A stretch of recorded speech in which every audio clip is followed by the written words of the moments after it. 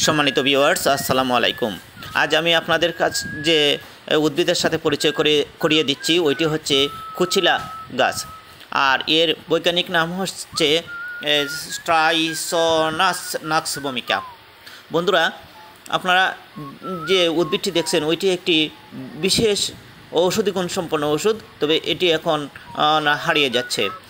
আর এই উদ্ভিদের মধ্যে যে বিষ রয়েছে, তার কোষের মধ্যে যে বিষ রয়েছে ওইটি খুবই মারাত্মক। এক সময় তীরের মাথায় এই গাছের কোষ ব্যবহার করে পশু হত্যা করা হতো। বন্ধুরা এই উদ্ভিদের ছালের রস বিশেষ করে বাত রোগীদের জন্য বিশেষ উপকারী, দূরত্ব কাজ করে, কিন্তু এর পরিমাণ মতো না খেলে ওই রোগী মারা পর্যন্ত যেতে পারে। এবং এর সাক্ষ্য প্রমাণ রয়েছে, আমাদের এই গ্রামে একজন মহিলা মারা গিয়েছিল।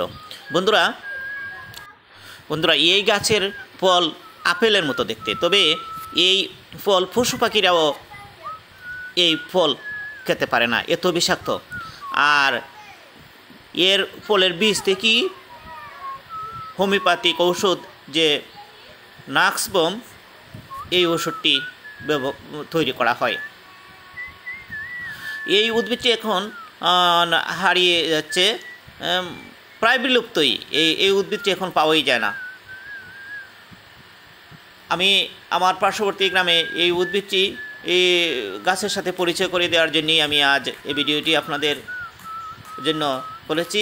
ভালো লাগলে লাইক কমেন্ট করে আমাকে উৎসাহিত করবেন। ধন্যবাদ বন্ধুরা, আসসালামু আলাইকুম।